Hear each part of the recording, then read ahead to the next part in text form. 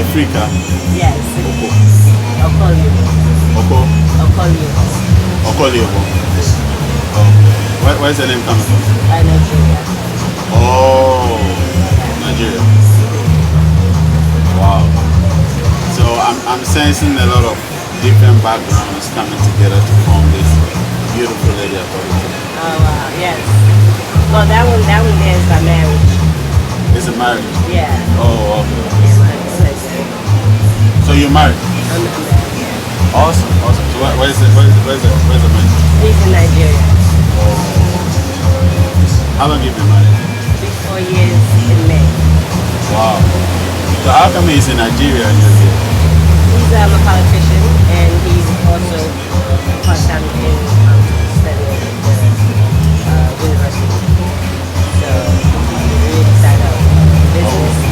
And I'm a free spirit and it's hard for me to do the work I do in Nigeria in my own way, you understand? He would have to put me in a class and I prefer to be with people. Oh. Yeah, so it's one of those kind of stubborn. I'm a little stubborn. So I'm trying, it's 4 years, so I'm trying to like. As you can see, they're being beaten by the rain, but we have to do what we have to do, right?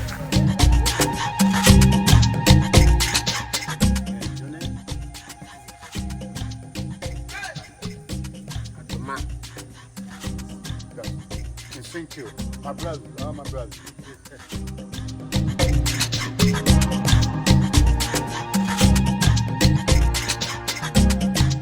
Guys, listen, there's money in our villages.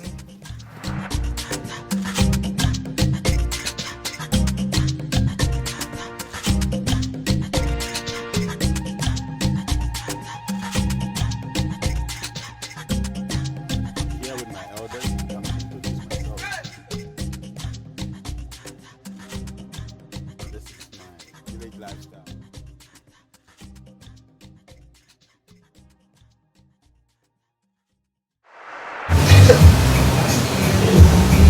But are you from Nigeria? I'm not from Nigeria, no. You're not from Nigeria? No, I was born in Harlem, in New York. New York? New York in the house? Yeah. Exactly. Yeah. Yeah. Wow, so you're born in New York, Yes. married to a Nigerian, Yes. but you're now in Ghana. Yes. How is all of that coming up? You know what? It's been a long journey. My uncle, who was an ancestor now, my uncle Said, Muhammad, he was a frequent visitor of Ghana and Egypt, and he was part of a program called the Dessert Club, and he would bring children from the inner city over to Africa. This was back in like the 80s, and so he was very, very connected to.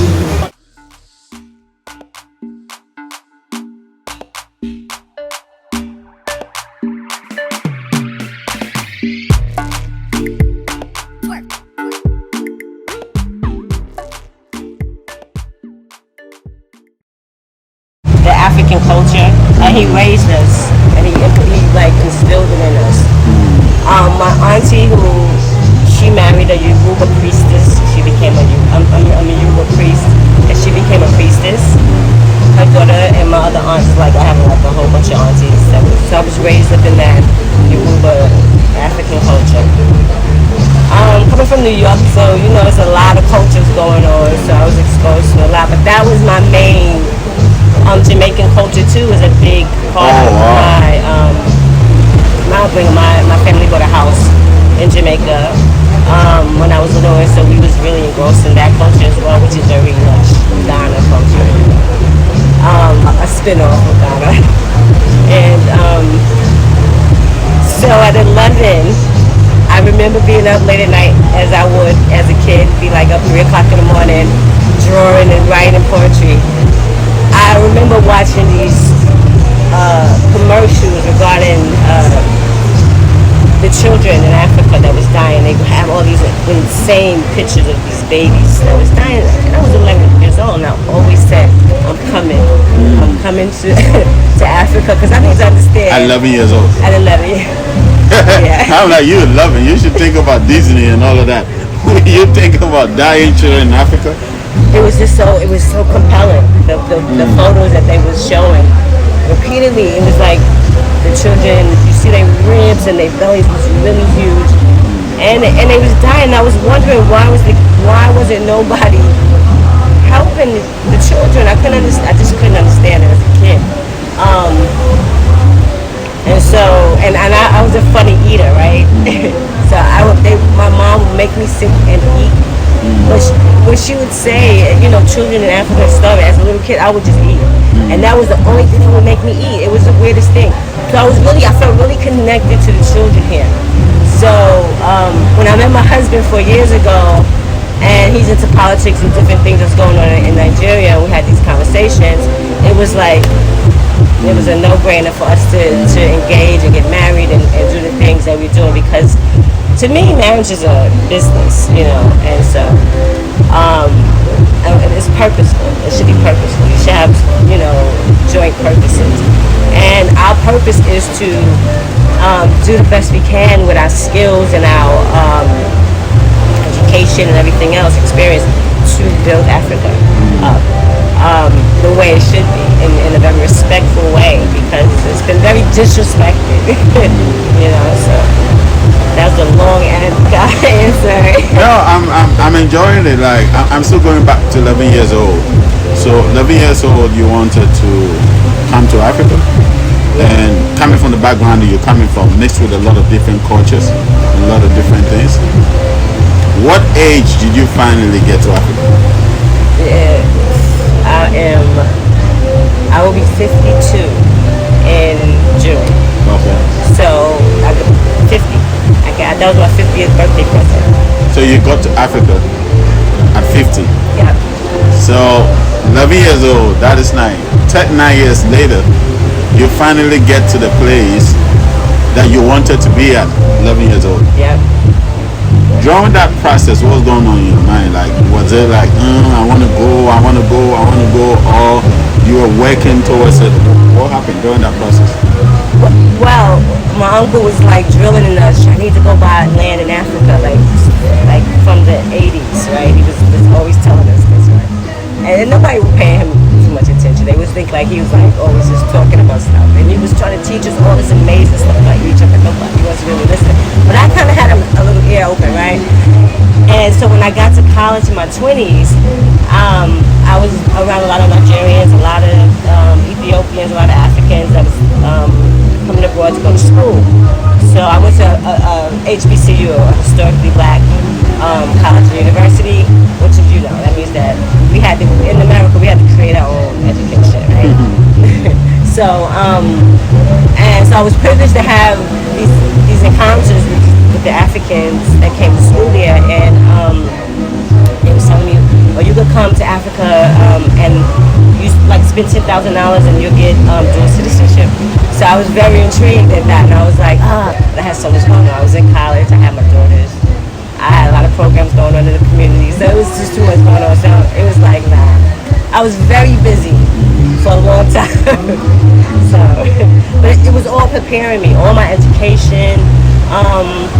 It was all kind of divinely orchestrated, and I one thing I do surrender to is the divine, and sometimes I'm, as we all are, right, a little disobedient, but for the most part, because I understand that this is the best choice for me, right, is to follow the divine guidance that I receive. And so I just continuously kept doing that, and so it was just been a long development of who I am now, with the degrees I have and the strength I have. I came here as soon as I got here. I was so happy to see all these pretty brown babies. It was just the best thing for me. So I just fell head first in, So it feels right. It feels like home. It feels like the right timing. I was invited by the president of Kuala. The president invited you to come? Not me personally. Oh, okay. The diaspora. Oh, okay. Right? Yeah, I get what you're saying. Right. No, I don't have any personal relationships with But you know, in my head, he's a friend in my head. He's the reason why I saw him handle the French president Macron. Yeah. And I liked it. You know, I was like, I feel that. You know. So I was really excited about coming here and being under that energy, and so you know, it's been great. So, loving, you saw the picture of Africa and all you could see is hungry babies. Yeah. You finally got to the continent. What did you see? Did you still see the picture of hungry babies? No, not in the way in which they presented it, the way in which they branded Africa to us. And I'm assuming that, you know, this was actual, and this was probably in certain far out regions. It looked like it was deserted, like the desert, wherever they was at, you know, remembering back. So coming here, no, I didn't see that, but I did see. It's not even so much of children in need, because even in the poorest communities, everybody take care of each other here, like we do in the African American communities. Before we was integrated, you know, it was a community effort to raise a child. So no, a kid is not really going hungry here. You know what I mean? They're gonna get some bread, or somebody's gonna take care of a baby who's just running around. So no, I didn't see that, but I did feel as if there was some things that was, and it wasn't the people's doing or their fault. It was more so of the society in which they're in, because they was being like neglected or not allowed to take in part in a lot of the technology that's in the world. Like I'm here and I feel like I'm so behind in the tech world, because it's just, you guys are not connected like the rest of the world, especially coming from America. Europe is the same way. Europe is not as connected as America either, actually. You know, America's over connected. Yeah, we hype, so because we know oftentimes we see in the media a certain portray that they give to Africa, and a certain stink that they give to Africa. So most people, when they see Africa, I remember my sister, and this is my sister, coming back, and she wasn't born here, so coming to Ghana for the first time, and she thought we were living on trees. So I asked her, why did you ever have that perception? It's like, because that's what we see, that's what they tell us, and that's basically what you saw. Yeah. But coming down, you realize that it's not as they projected it to be. Yeah, well, then also, like I said, my uncle was coming here in the 80s. So he would tell us, he was like, you guys are crazy. He said, you could get a whole bunch of land over there for like no money. He was like, you go live like a king in a big mansion for like small money. So, you know, he was telling us and he was tipping us to that. So I kind of was like exposed to it as a kid. Okay. Yeah, so I never really felt afraid to come, or felt like I believed in the worst of the worst, but I know that there are issues here that are again being neglected, and it's because of a societal neglect, you know, and abuse of Africa and the African people. So, and that's political, and so my background is in politics, small. I'm a social worker, political social worker, and a community organizer, a trained. So I've been doing this for like, and you see my age, right? Yeah. So I've been doing this for like. You don't look your age though. Oh, blessings. No, you don't. I appreciate it. Do you think she'll be 52? No, you don't. That's from the little bit of melanin that you guys gifted me, okay? Yeah, so you touching on politics, and we know the reason why we are in a mess as Africans is because of our political leaders, because of some of the things that they don't really read in between the borderlines. They're just always in a hurry to sign up some stuff to get some stuff done, because they think people are giving us free money. But what they don't really pay attention to is the fact that all this so-called free money they're giving you, they're actually picking it from you.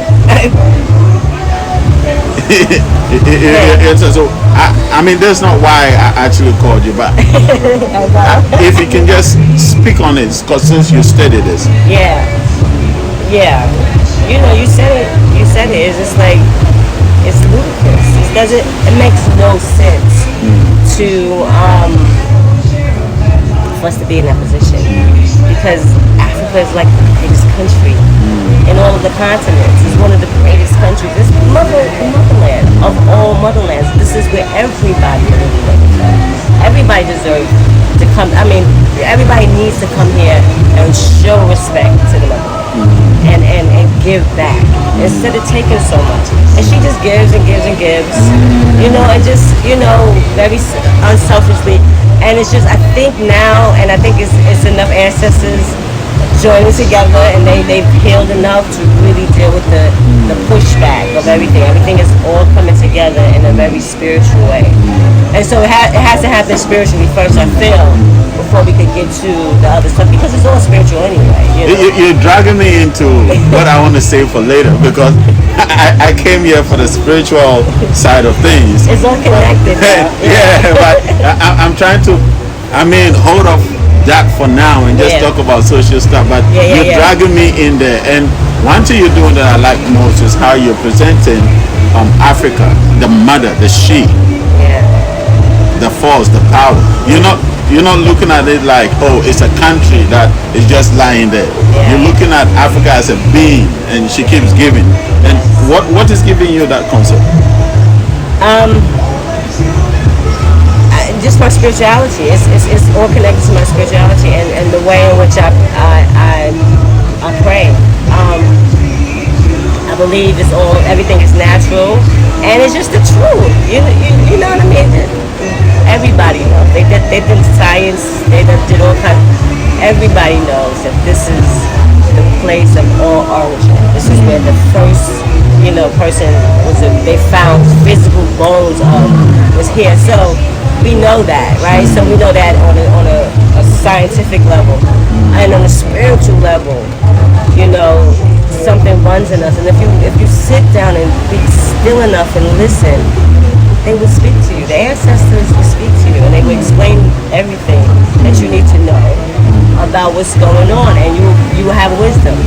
I'm educated, but I know a lot of educated fools. You understand a lot. You understand, and I've been a fool too. I'm not judged. Everybody has their moments and their times to go through what they need to, because it's necessary. But you don't want to stay a fool, right? So, but socially, what we need to do is get back to the spirit of things. Okay, now I'm seeing there's no way I'm taking you away from the subject. So let's just go there. Let's just go there. Let's just go there, because it's kind of funny how you are interconnecting everything to spirituality, and the fact that majority of us, most people want to come to Africa. A lot of people want to come now. Yes. A lot of people want to have something to do on the motherland. Yeah.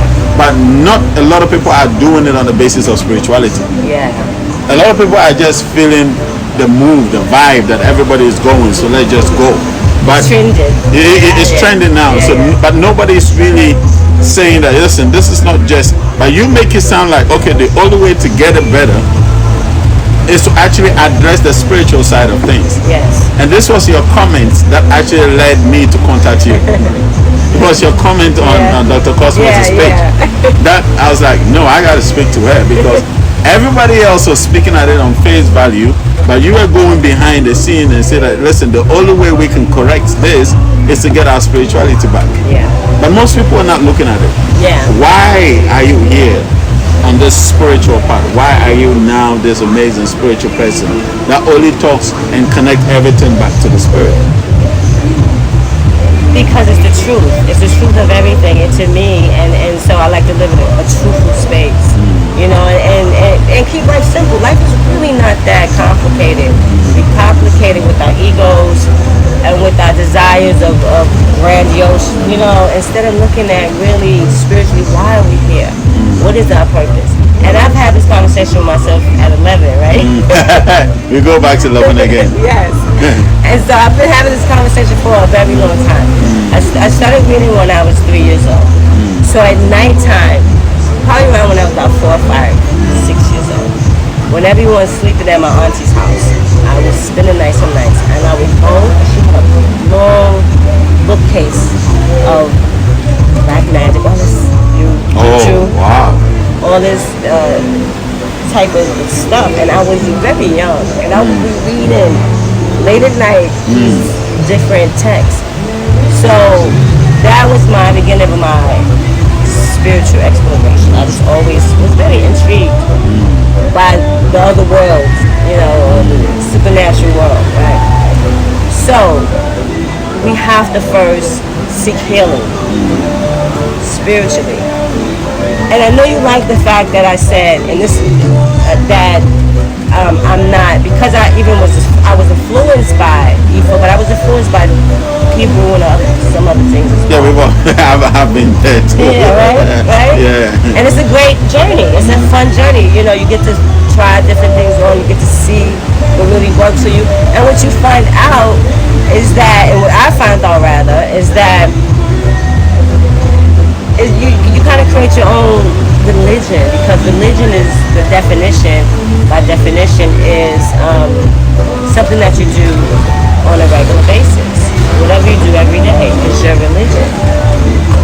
You understand? So it's not about religion, and that's not what I'm talking about. I'm talking about that's your practice. That's a practice. I'm talking about your deeds. I'm talking about your spiritual purpose, because we all have one. And once you connect with that, and once you get with that, find your own personal healing, and then we can all, as a collective, start healing. But healing has to take place. There's a lot. I mean, the ancestors, I spoke with them. And and I went to, it took me a long time to get to the castles, right? I just refused to go because I thought I was going to be like a mess, I was going to be like, just a mess, right? So I said, I just don't want to handle that. Wait, you felt you were going to cry? I felt like I was going to be rolling on the floor, like just bawling, right? Like insanely. Oh, that's my babies. I'm sorry. So I finally went to the castle, and the energy that I felt there was a lot of joy. Unexpected, really? Yes. Unexpected. But you expected to experience the opposite? I was expecting to feel whatever pain that they was experiencing, but I didn't feel none of that. It felt like, so what I sensed is that what they was trying to communicate to me was that we found our healing. We found our own healing, because we haven't been doing anything to help their healing. I remember when I was in college, I was connected to a man named Adiyemi. He was very heavy in the African religion, and he did and it's so funny because they dressed in white. We did a ceremony against the harbor in Baltimore, Maryland, to a procession, like a burial procession to the harbor, in remembrance and in healing for the ancestors that died in that water, that came over and jumped over or got thrown over. And so they were still there. And so we did like a procession and a healing session for them.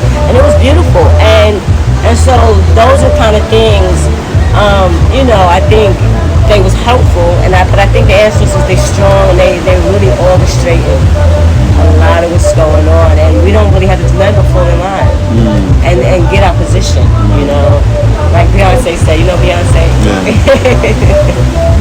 Yeah, so that's it, you just gotta, we just gotta kind of connect with source, our own spirit, practice how we feel with our rituals without harming anyone, right?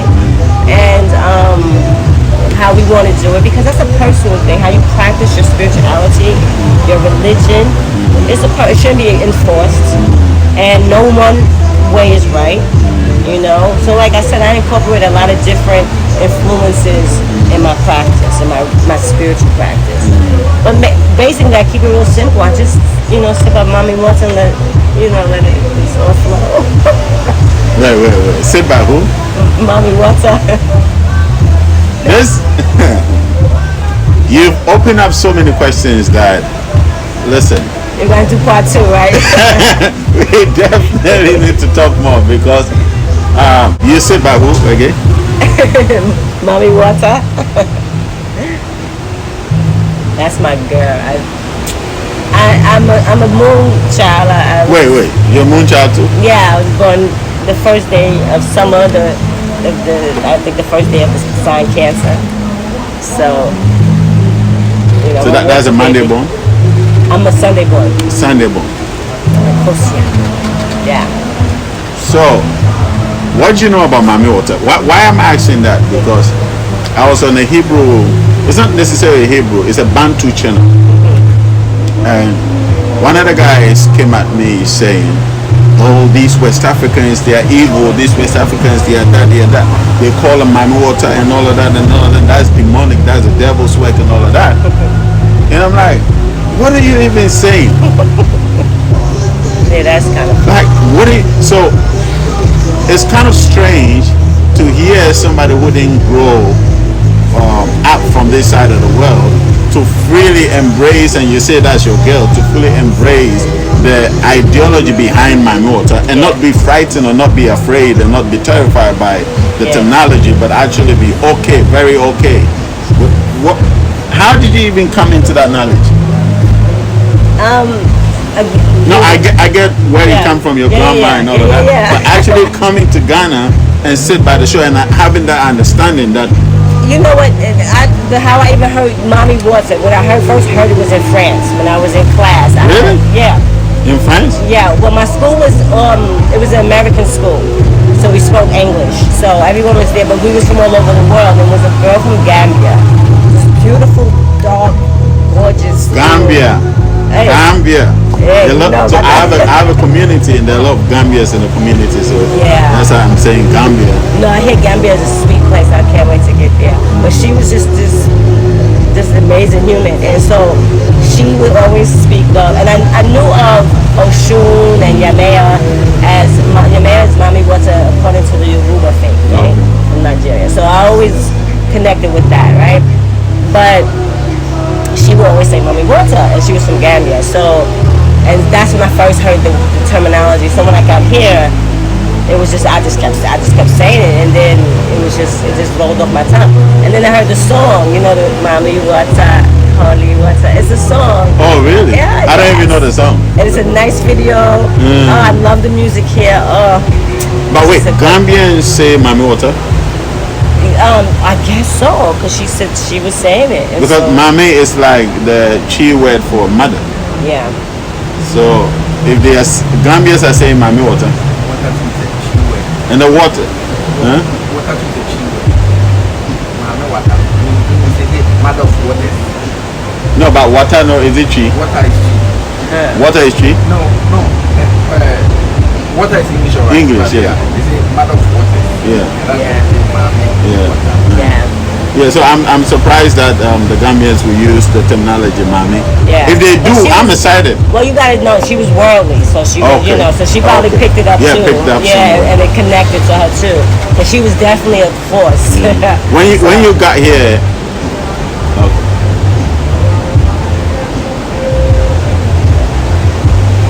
is it recording? When you got here and you first said the word Mami Water, did anybody look at you strange? Sometimes they like a lot of times they love it. Because I hang out like in the regular communities, right? I have some king friends, right? She friends. But I really like hanging out in the regular communities, right? So they like when I say it. They surprised that. Yeah, like, you see that? I'm surprised. I'm like, what? Yeah, but you have to think. For me, the way spirituality is, from my journey of looking at and studying different religions, right? I got to a point where I realized that they all saying similar things. You know, the bottom lines are all kind of the same. Treat your brother like you treat yourself. Mostly all of the religions saying the same thing, right? For the most part. And they have their own deity, they have their own characters. It's really a geographic issue, okay? Religion. Definitely. You know, so it's not really so much. If I was born here, I would probably have I'd probably be Christian, actually. Wait, how do you feel when you finally got to the motherland and you realize that the majority of people here are Christians? it broke my heart. Now, let me just put a side note. They canceled a lot of the channels. Did you see that news just recently? They canceled like 49 channels. Yeah, 49 channels. I'm so excited about that. And reason being because of the influence of programming. You understand? And so we don't want to over influence people for negative and bad intentional things. It is. So I'm so proud of Ghana for taking a stance in that space. But I was disappointed. I was disappointed because I came here with the whole like I really want to take it to the next level. Oh. You know? So I'm thinking. So you're ready for it. You're ready to go. Yeah, I'm ready to find out more because I'm from a distance vibing with it, but I'm up close. I'm thinking like I'm getting ready to get like really into it. But no, it was the way in which Christianity is being done here is similar to the way it was in the 60s in America with Black Americans, and which born the mega churches that we see today in America, where they're like almost $1 billion churches, and pastors are like hugely rich, and the congregation not so much, right? The communities, no, right? So that, that was a turn that took. And so I quickly got off that boat, right? Because I didn't want to, because I had a moment of Christianity and it was beautiful because the whole idea of Christ is a beautiful concept, right? But my issue here, and what was an issue in the 60s and when I was growing up, was the imagery. You understand?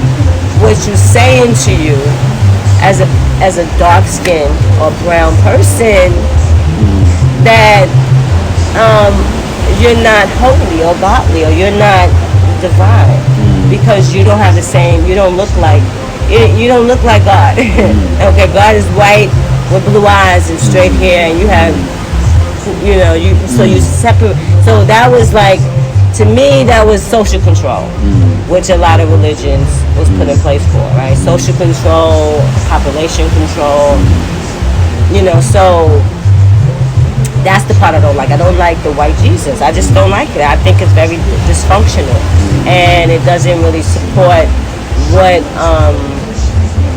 we need to be doing here in Africa. We really need to be getting back to the core of who we are as Africans. And I'm being mixed. I'm not even full African. My grandmother was Native American and African, full African. Like her dad was African, like pure, darker than this brother, right? So, because my auntie, her sister was really dark, and so my grandma was like probably a little bit shade darker than me, and so it was. And the Native Americans is similar to the Africans in the tribal sense, in the way in which they communal, how they all come together and they take care of each other really well. You understand? It's a very nice thing to see. And also, again, in the Mexican community, the Spanish communities, they're like that too. So you have to understand, everything comes from Africa. So some people, some communities, some people held on to a lot of the African things. You understand? So it's really interesting to see that. Still see that even though everybody was dispersed, that there was still some tribal stuff that's still taking place. So. I mean, the goal is to wake as many as are willing to wake up. You said a bit about you coming from Christianity, and now I believe without a doubt that you're into spirituality. Talk about it. I wanted to pick on it, but I was like, okay, let it go. Sorry. Yes. When you spoke about the story of Jesus is beautiful. When you came out of Christianity into spirituality, what made you go like, you know what, this is it?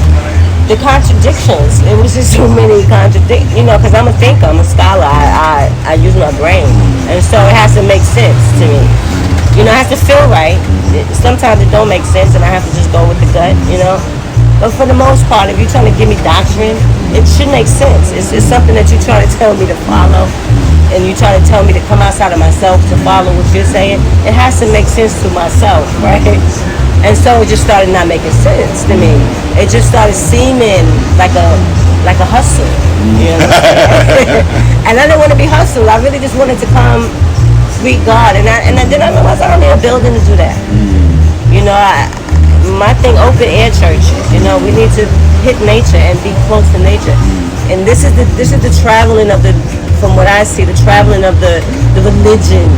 The beginning of religion, it started in Egypt. It's from, and if you look at the Egyptians and how they set up they worship, they had the deities and they had the different things that they, and then Catholics started as a spin-off, and then the Christians in the so it's all kind of like a spin-off. And if you really look back at what the Egyptians were doing, they were just worshiping the land, the sun gods, you understand, the wind gods, you understand. So then you just go back to nature. So you just wake up and you just say, hello world, thank you. You understand? You breathe, and then you say, what's my duty today? What will you have me to do? You know, how can I be of service?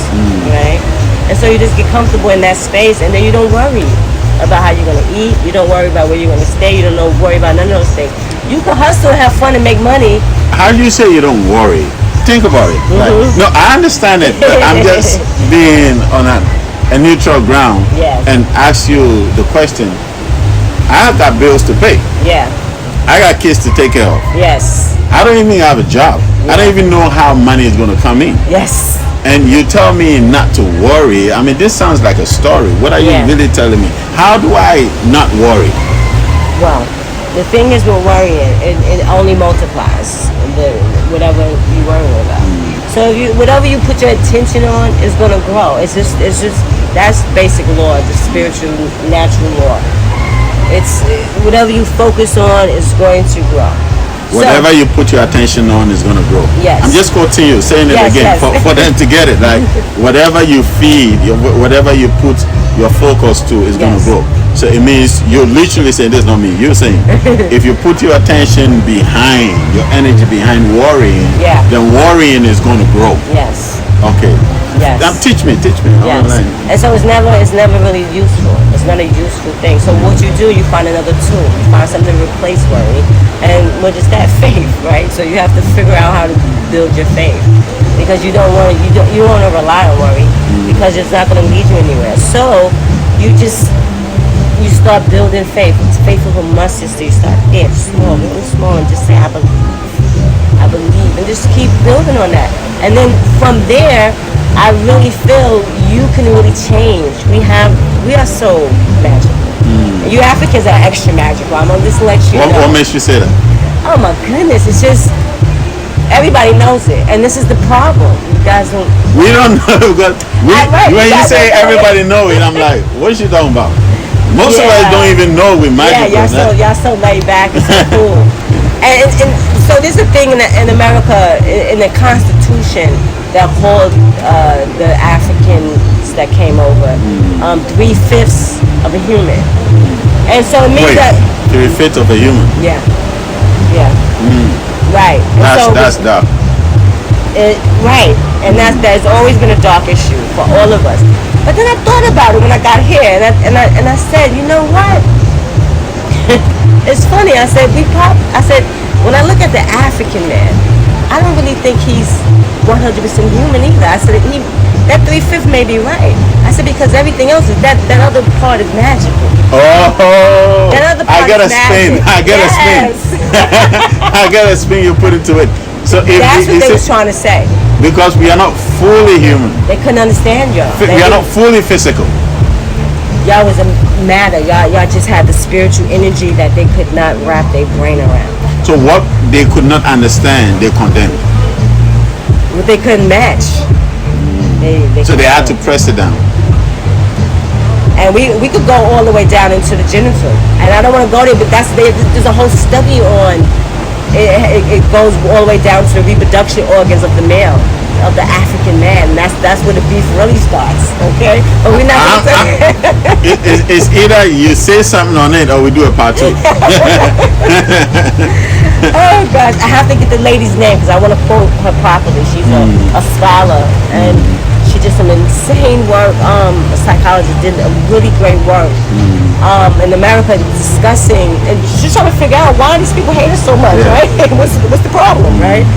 And she boiled it down to the fact that it's fear-based, and it's based on the fact that they are afraid that they're gonna be wiped out by you guys' larger substance, because they, you guys are just bigger and better in a lot of ways, more stronger in a lot of ways. So,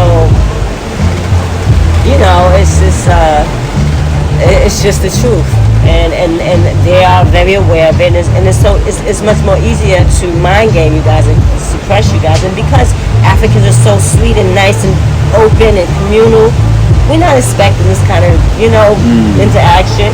We open our arms, we thinking that this is going to be a friendship, and no, they don't. They jealous of who we are, and so we have to really understand the ground in which we're standing on, and then we have to also take back our own respect and demand it. You understand? We have to demand it. We have to. There's no way around it. This conversation is going a lot of ways. One of the things you just said I want to pick on is the fact that you think the African man is better in so many ways, right? Yes. So how is it that, first and foremost, not just the men, but also our women keep trying to cross over to these other places if the popular notion is that the African man is better or the African woman is better? Well, you understand that. Everybody always thinks the grass is greener, right? So they always want to tap and see what's going on. And most of the time, and what I'm always hearing from most of the Ghanaians that went abroad, they always come home. Most of them always come home, especially the older ones. They always find their way home. And they don't dislike like where they were, like UK or wherever they were, but they understand. It's a different space. You guys don't know. You have no idea what it is to be black in America. No, we don't. I won't pretend I know it. I don't. It's a different kind of experience. South Africans was going through it as well, but ours is very hostile. South Africans, it's British rule. It's straight up British, and it's very low key but very forceful. But ours is in your face and very hostile. As you can see, from the news that's going on lately. So that land has a lot of blood on its hands. So it's a lot of what we have to do, and this is what I really want to say. As African people, we have to first really just understand that this land needs our attention, and the people needs to be. We really need to do it in a very respectful way towards the people, the natives here, and because that's very important to me, because I talk with them, and some of them don't like some of us that's coming over here. They don't like the attitudes. Wait, this is so vital. Sorry, I keep going back. No, it's good. What you're saying is so vital. I just need you to take your time and say it again. That's why I came in. Yeah. It's so important. Yeah. Just rewind. Okay, if I can remember. DJ selector, please, can you pull up the song again? You're talking about the fact that this land, the mother needs us. Yes. And we got to do it respectfully. Yes. We got to come, but do it respectfully. Yes. Can you say that? Can you hit on that? Yes. And we have to respect the natives that's been here. We have to definitely respect the elders. That's just, we know that. That's number one. But we also have to respect the land. Right now, when I'm finished here, we're gonna go do a cleanup. Me and the kids. That's when the kids come. So we're gonna go just pick up some things. It's not. We got 2 bags. So we're just gonna fill. That's what you're gonna do. By yourself? Yeah, me and the kids. My kids. No, but just by you guys, your own initiative. Guys, can you guys? She's cleaning the beaches by her own initiative. Now, I think one day, how long are you gonna be here? I really feel like this is gonna be my home. I think Africa is definitely, and I always wanted to. I said I was gonna move somewhere tropical, and Africa is getting ready to be huge. I mean, huge. It's trending now, but it's getting ready to be the it place. It's gonna be like Dubai. It's gonna be like Dubai. And so, and not right away. But way bigger than Dubai. But way bigger than Dubai. Because we have so much culture. Because again, everything's a spin-off of Africa. Arabs and all that, they spin-offs of the African, the original African. I'm a spin-off, you know, I'm not a full bred, you understand? You know, and so that's why when I see people that's his color even darker than him, my heart skips a beat because I know. You guys don't know who she's talking about. So Red, come to the screen for them to see. That beautiful skin, eh? She's talking about your skin, so just come on set, come on the screen for them to see. This is the color she's talking about. Yes. And she says when she sees this color, her heart melts. Yes. So I'm out of the scene. Like I'm out of here. Wow. Like I'm fascinated about even the beach stuff, but I still want us to go back and speak to our people coming down.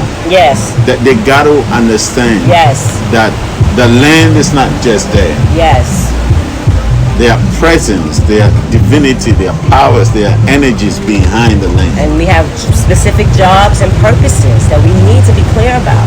We need to come very clear. And that's the issue. Because some people come here with egos. You know, a lot of people, I couldn't understand why people would come here and stay in a hotel, like a Hilton hotel. Like, why would you come to Africa and stay in an American hotel? It doesn't make any sense to me, first of all, because you're not bringing it down to the people. That's number one. You need to bring it down a little bit. And we have to understand the trade and exchange business too. So we just need to educate ourselves. We need to really come together and it's not going to be everybody. We can't include everybody. I tried that when I first got here. I was like, come, everybody come, and then I was like, oh no, everybody don't have good intentions for my people and my land, and I'm protective of that, and I really want people to be clear on their purpose here and why are you coming. So now I have a website. I have a small, because I hang out with a couple of chiefs, right, who own land. So I have a small portfolio that I'm in charge of that I could offer to the people, but I'm doing it very exclusively. I'm checking everything. I'm like, why are you coming? And what are you trying to do? And how you feel about Africa? You know, I need to know before I even think about, allowing. And I'm being very clear about that. So your purpose have to be about building.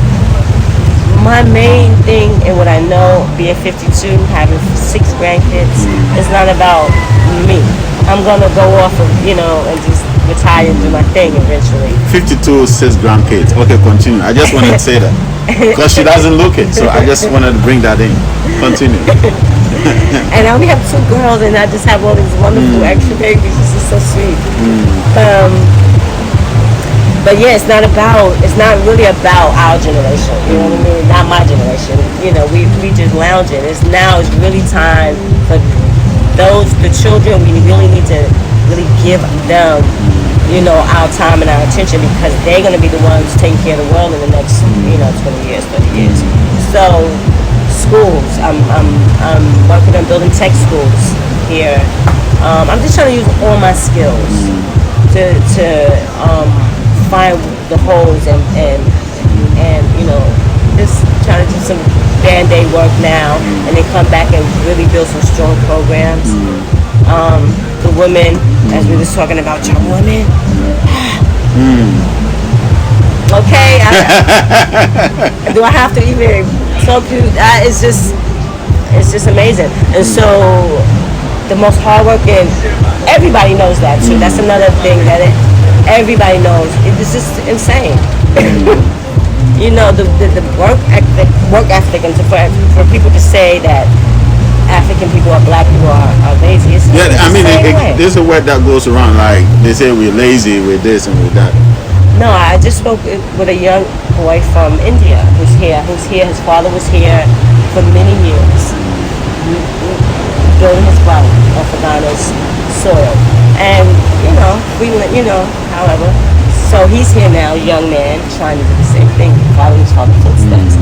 And he said the same thing out of his mouth, like, no, I've been trying to get paperwork, and he said, Ghana people are lazy. No, sir. I had to really correct him. I said, no, they're not lazy. They laid back. I said, because they don't have nothing to prove.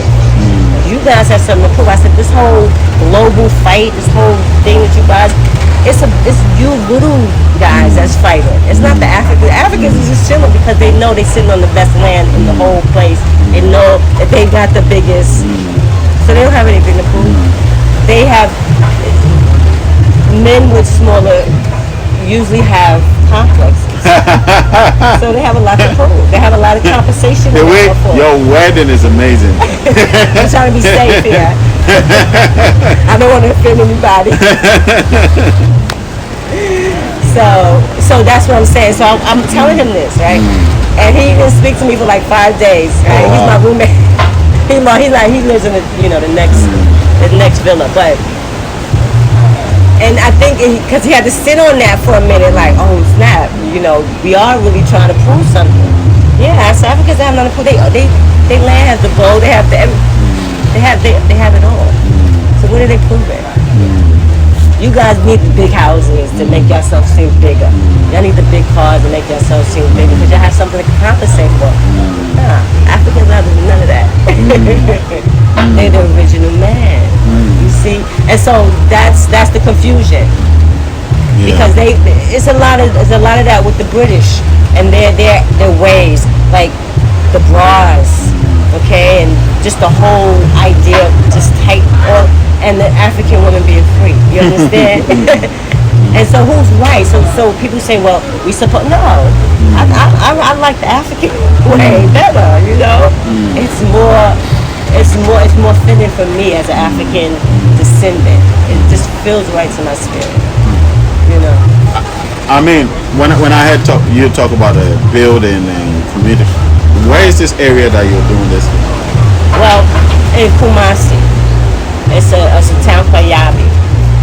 When I first got here, my friend here, he took me to Kumasi, to his town, and introduced me to the king there. And he gifted me 4 plots to build the school. Yeah, and so that's what we're doing now. Wow, because what we also doing, we have a community as well that we coming together to build. I mean, we've started a business, and like you said, not everybody is going to come. Yeah. And we don't want everybody to come into that space that we're building now. So the first priority is spirituality. It's a very spiritually conscious community, and from there we get to build. The rest will follow. Yeah. So I'm excited that you're doing something like this. So you're trying to pull down the people with the right mentality towards the things you're doing. I would again, aside cleaning up the beaches, I applaud you for that one too. Like, but that. I'm sorry. No, go on.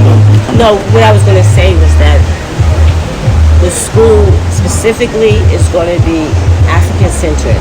It's going to be based on African everything. It's just pure African. It's going to be from an African perspective, everything. So that's important to me because there's a lack of that in the black community globally. There's not enough information about our culture, about our religions, and so many languages and so many different things going on in Africa.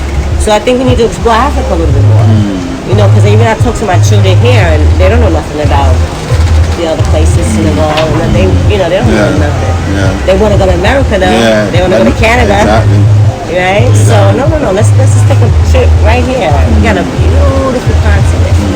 So we just have to just direct the attention. And this is funny because when I said direct the attention, it made me think of this thing I had told my friend just recently regarding the church. Because he was very disturbed. He was from America. He was very disturbed of the Christianity and the influence and the cultness of it, right? And the identification with the white Jesus, which is again very detrimental because I remember being in Osu in Oxford and a young African boy said as a white man was passing, "Oh, there go God. That's God." I was like, "No, that's not." You are, sir. Wow. Yeah. See? And he was a young guy. And it blew my mind when he said that. And he was like dancing and like, really happy. And so we can't do that. We can't keep lying to the community. But I was saying it's kind of okay in a sense, because you can't really, there's nothing you can do to shake it, right? How we would handle that, I think, is we would have a pastoral organization, and we would just pay these dudes off and to give the people the right information. I think that's the only way we're going to really handle it. You know what I mean? Because they are so brainwashed at this point. Definitely. And then they follow it. So we would just, all we have to do, because all the pastors want is money. So we just have to empower ourselves with the right amount of resources in order to kind of infiltrate, so to speak, situations. We gotta be strategic, and we gotta be thoughtful and organized. So that's my small. Yeah, no, I totally understand that. I totally understand that because I'm coming from a pastoral background. I also pastored for over 15 years. Wow. Yeah, so for me to actually come into this space and talk about the gods and have my sacrifices going on and have my own shrines and all of that, it's a big deal. I mean, most of the people I left behind in the church don't even talk to me anymore. But they look at me like the devil has got this one. So the devil definitely dragged me to hell. So it's what the initiative I took is not necessarily, like you said, not necessarily pay attention to the pastors now or to the congregation in the church, but just empower ourselves and put ourselves in a position where we become a do without. You definitely have to do with us. You cannot cut us off at any point in time. So when we're able to empower ourselves like that, then we can be in the space that you were referring to, and we can actually do the things that you are saying we should. And I'm totally for it. But I don't want to say the secret or what have you, but is that most of the things they're preaching in the churches are not working. Yes. Yeah. That's a fact. Yeah. He's a reverend minister. Okay, what's a reverend minister?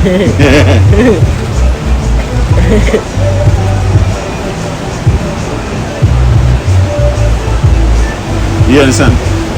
He was a reverend minister, and I remember I met him one day, and I was telling him that, why do you do this? Why do you do this? He looked at me like, no, what you're doing is wrong. Da, da, da, da, da, da, da. And I didn't force him. I didn't persuade him. I didn't do none of that. I just continued empowering myself and continued growing in the paths that the ancestors and the gods were dragging me on. That's it. And then when he saw the differences now, he go like, you know, I want to come home. I want you to teach me what you're doing. Nice. You know what I'm saying? So I'm totally messing with it in the sense that I totally love that ideology that we got to empower ourselves as a people. We don't have to make it a war thing that we are fighting. Change. No. Once we become a do without, we don't even have to talk anymore. No. That's it.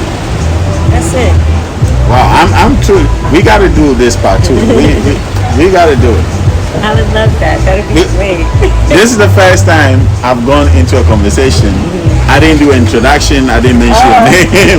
I didn't even speak to the people. Like old friends, right? Definitely. I didn't say anything at all. We just started going. Yeah. So I don't even know how to do it now, whether to introduce it now or to say what now. And listen, guys, I'm super excited. This all started from just a Facebook comment. She made a comment on Dr. LARBI's page, and I just went to her page, sent her a direct message that, listen, we gotta have a conversation. And she said if it's in a space to hold this conversation, then she would love it. If it's not in a space, she's having none of that. And I totally get it because I'm a very, you know me, I don't have to say anything. So I'm totally honored, and I know this is just a scratch. This is tiny scratch on the surface, and I can, if you have time, I can't wait for us to have another conversation. Yes, I enjoyed it so much, and I'm looking more to have more conversations. We need to keep talking. Yeah, this is the beginning. Listen, don't start something you can't handle. Because I'm coming. You know me. I said that I'm coming and I'm here. So if you say we gotta have a lot of conversation, I'm gonna make you have a day that you come on the channel and just talk to our people. Oh, that'd be fun. Listen, And you gotta come. Now I've come to your place. You gotta come home. Yeah, because yeah. my house is actually open to everybody that's coming in. Okay. No charges, nothing. Just come and stay, have fun as long as you want. And we actually got a lot of family members booking in advance. As a matter of fact. So, Really? And so I the idea of building a community, I'm like, there's no way we're gonna build a community if I don't start from this house. Yeah. So I was like, okay, I'm converting the entire house to the community. Wow. So this is for everybody. That we have free Wi-Fi, internet, whatever. That's so Come cool. anytime. And but listen, this conversation is going to continue. Yes. Give me a day. Hey, what is it? Saturday today we have next week, and he said next week I'm open. Next week. Yeah. Just pick a day next week, and I'll just open for you. Awesome. Yeah. Awesome. I'll come pick you to the house. Yeah. As a matter of fact, yeah, I'll come pick you to the house. I look forward to it. Yeah. Thank you. And I know the family are gonna love you. Yeah. Listen, it's been an amazing conversation. I don't even know how I'm going to title this conversation. I know. Because we've spoken about a whole lot of stuff. I know, and that's how my brain works. And I really gotta. I have to learn how to do. I haven't did interviews in a long time, but I have to really pick and do real clear interviews because I go all over the place. Yeah. You said so. What I'm going to do is I'm going to pick on some of the things you spoke about, and then we're going to go deep into that. Okay. How about that? That sounds nice. I like. That's great. Yeah, because even with the healing part, we have to heal. Yeah. It's happening. It's happening right now. It's going on. Yeah. But we have to get really obedient. We have to get obedient, and it's really. I like the obedient part. Yeah. Because something happened to me at the altar yesterday because I didn't obey. The God told me to do something. And they would chastise. And listen, he was there, and they asked me to do it. I'm like, and it's not like I directly disobeyed. I was just trying to act smart. I'm like, well, but I'm gonna need energy to do this. So you know what? I'm gonna have this little bite so that I can get energy. And they're like, don't eat anything cooked. When you're coming to the altar, make sure you take raw stuff, like raw vegetables. Don't take anything cooked. Was from the ancestors, yeah. Right? And I was like, you know what? You know Gary, right? Gary is not harmful. I'm like, okay, let me just take a little Gary to give me energy, to get me going. They knocked me out. My energy was like gone. I couldn't speak. I couldn't stand straight. I had to sit down for 1 hour. Wow. Yeah. It's like, don't come to the altar to offer sacrifices to us if you're not going to do what I'm telling you, what we are telling you to do. Yep. So obedience is key. Yes, it is. And personal obedience, like you said, like we're talking about. Yeah. Just being really personally accountable. Yeah. It's important. And that's gonna be the first step to us collectively. If we all be personally accountable and collectively come together. I think we got our first topic. Personal obedience. Okay, that's good. That's a good one. Personal obedience. And it's a daily, maintenance. Yeah. Personal obedience. We do it. Okay. Nah, we passed that. We family now. Okay. We family now. I'm looking forward to you coming and Yeah. Thank you. It's been an thank you for amazing coming. time. Very cool. Yes, and we had this crazy background. The background is awesome. Like I'm gonna pause it and let you see it. Oh, okay. I loved it. Okay. So guys, go and sleep. Or go and take out the family. Like I love. She did what I do all the time. This is what I do before I sign up. Before I sign up, this is what I do. Like I put them a kiss. Like I love you guys. Like see, I gotta watch the whole show now. I haven't been. So I watched pieces of it. I saw some of it. Yeah. But now I'm gonna stalk you. No, now you're part of the channel now. Okay. I'm dragging you in. Okay. Thank you Thank you once too. again. It's been great. Yes.